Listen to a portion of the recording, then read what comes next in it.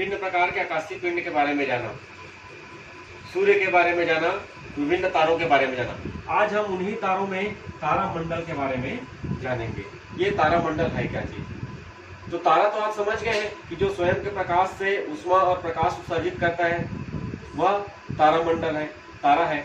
तो हमारे इस आकाश गंगा में असंख्य तारे हैं और जब यही तारे किसी निश्चित आकृति में एक जगह इकट्ठा हो जाते हैं, समूह में एकत्रित हो जाते हैं और कोई निश्चित आकृति का आभास कराते हैं, तब तारों के ऐसे समूह को ही हम तारामंडल कहते हैं।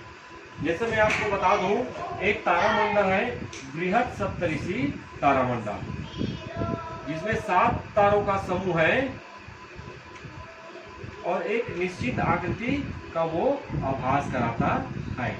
इस प्रकार से देखते हैं, ये बृहत सप्तऋषि तारामंडल एक करछुल की आकृति का आभास कराता है। ये बृहत सप्तऋषि तारामंडल है।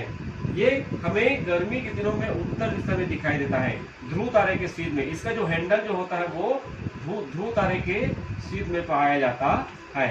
ये ध्रुव तारा है, इस ध्रुव तारा के सीध में पाया जाता है। बहुत ही चमकीला तारा ध्रुव तारा, जो हमेशा उत्तर दिशा में ही स्थित होता है और ये स्थिर प्रतीत होता है।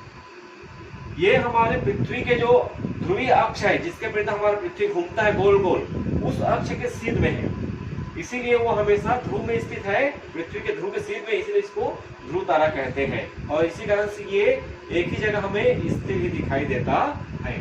तो इस प्रकार से ये तारामंडल देख ली, एक निश्चित आकृति।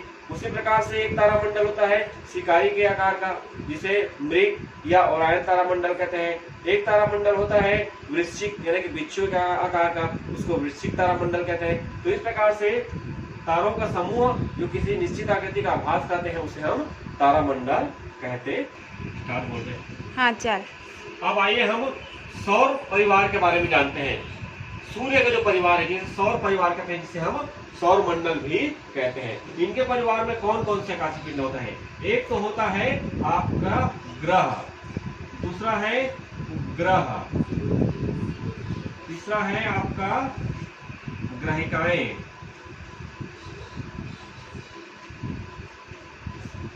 चौथा है आपका उच्छल तारा,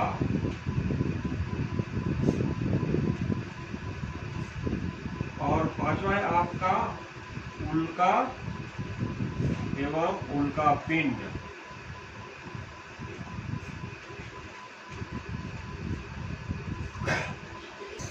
सौर मंडल यानी कि सूर्य के जो परिवार है उनके ये कुछ सदस्य हैं। जैसे ग्रह क्या है? ऐसे आकाशीय पिंड है जो किसी तारे की परिक्रमा करता है। मान लो कि ये सूर्य है, सूर्य की परिक्रमा करेगा तो सूर्य के चारों ओर घूमेगा, तो ऐसे आकाशीय पिंड को क्या कहते हैं? ग्रह कहते हैं। हमारे सौर मंडल में 9 ग्रह हैं, बुध, शुक्र, पृथ्वी, मंगल, बृहस्पति, शनि, अरुण, वरुण और यम। लेकिन वर्तमान में 8 ही ग्रह माने जाते हैं और जो 9वां ग्रह है उसको ग्रह की बिरादरी से हटा दिया गया है, क्योंकि ग्रह की कुछ परिभाषा है, उसका यह पालन नहीं कर पाता। ऐसे आकाशीय पिंड जो जिसका द्रव्यमान इतना है कि अपने द्रव्यमान के कारण गोल आकृति में हो, वह ग्रह होता है। एक निश्चित उसका गुरुत्वाकर्षण होना चाहिए, अपने ही मार्ग पर समतल में परिक्रमा करना चाहिए सूर्य की। तो ये क्या है? ग्रह है। लेकिन जो यम है उसको 24 अगस्त 2006 में चेकोस्लोवाकिया में वैज्ञानिकों का बैठक हुआ, वहां पर ये ग्रह की परिभाषा निर्धारित किया गया। तो इस परिभाषा के तहत जो है, जो यम है वह खरा नहीं उतरा, इसी कारण से उसको ग्रह की श्रेणी से हटा दिया गया है। इसका आकार इतना छोटा है कि छोटे आकार के कारण इसका द्रव्यमान इतना कम है कि इनके कम द्रव्यमान का इसका जो आकार है बहुत ही छोटा है और गोल भी नहीं है। कभी कभी यह परिक्रमा करते करते जो है नेपच्यून के पथ को भी काट देता है। सभी ग्रह एक समतल में जो है सूर्य की परिक्रमा करते हैं, लेकिन यम जो है समतल में ना करके जो है 17 अंश के कोण बनाते हुए परिक्रमा करता है। तो इस प्रकार इन्हीं कारणों से यम को या प्लूटो कहें उसको जो है ग्रह की श्रेणी से हटा दिया गया है। तो जानते हैं हमारे इस सौर परिवार में हमारे पृथ्वी के बारे में, पृथ्वी एक ग्रह है जो सूर्य की परिक्रमा करता है और पृथ्वी में ही जीवन पाया जाता है। पृथ्वी जो है 365 दिन में सूर्य की एक चक्कर पूरा लगाता है। ये सूर्य की परिक्रमा करने के साथ साथ अपने जगह पर भी गोल घूमता है, अपने जगह पर भी गोल घूमता है, इस प्रकार से गोल घूमता है। और इसको अपने जगह पर एक पूर्ण चक्कर, एक पूरा घूर्णन पूरा करने में 24 घंटे का समय लगता है। इसी के कारण पृथ्वी के अपने जगह में गोल घूमने के कारण ही दिन और रात होते हैं, और पृथ्वी के सूर्य की परिक्रमा करने के कारण ही ऋतुएं होती है। ग्रीष्म ऋतु, वर्षा ऋतु, शीत ऋतु, ये इसके पूरे परिक्रमा के कारण ही होती है। इसका एकमात्र उपग्रह है वह है चंद्रमा। इसका एक प्राकृतिक उपग्रह वह है चंद्रमा। अब देखते हैं उपग्रह किसे कहते हैं। मान लो के लिए ये ग्रह हो गया, और इस ग्रह की जो परिक्रमा करेगा, इस ग्रह के चारों ओर जो आकाशीय पिंड घूमता है, इसे हम कहते हैं उपग्रह। जो आकाशीय पिंड ग्रह की परिक्रमा करता है, ऐसे आकाशीय पिंड को उपग्रह कहते हैं।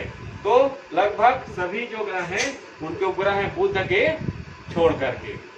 तो इस प्रकार से ये उपग्रह हो गया। अब बात आती है ग्रहिकाएं क्या चीज है। ये जो ग्रह हैं उनके बीच के भाग में, तो हमारे जो सौर मंडल है उसमें से मंगल और बृहस्पति, ये जो दो ग्रह हैं, इनके बीच के भाग में, इन दो ग्रहों के, मंगल और बृहस्पति,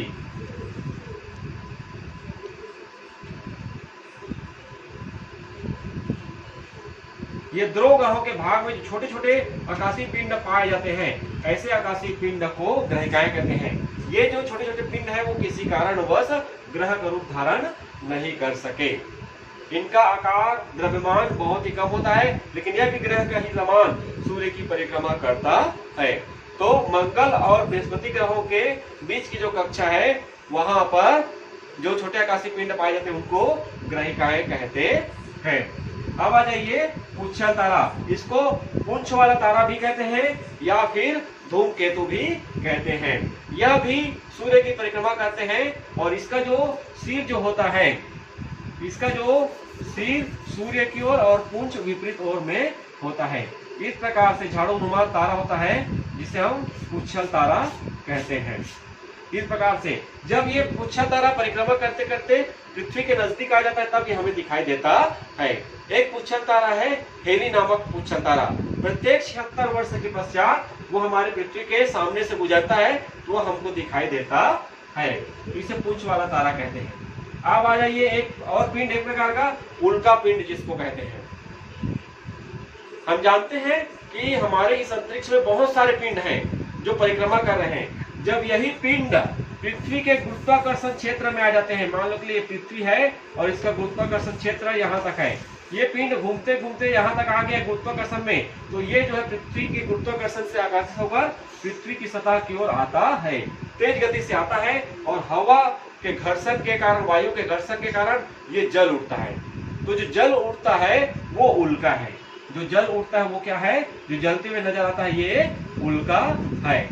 कई बार क्या होता है कि ये जलते जलते पृथ्वी तक इसका कोई भी अवशेष नहीं पहुंच पाता, तो ये उल्का हो गया। लेकिन यही उल्का का कुछ भाग जब पूर्ण तरह से नहीं जल पाता और उसका कुछ छोटा सा भाग पृथ्वी में सतह पर गिर जाता है, तब इसी भाग को उल्का पिंड कहते हैं। क्या कहते हैं इस भाग को? उल्का पिंड। अधजला जो भाग होता है उल्का का, जो टुकड़ा होता है, वो जो पृथ्वी की सतह में पहुंच जाता है, उसे हम उल्का पिंड कहते हैं। पुरानी कहावतों के अनुसार इसको टूटता हुआ तारा भी कहते हैं। आप देखे होंगे अक्सर रात में ऊपर से कुछ जलते हुए नजर आता है, जिसको टूटता तारा कहते हैं, बल्कि वही क्या है, उल्का और उल्का पिंड ही है।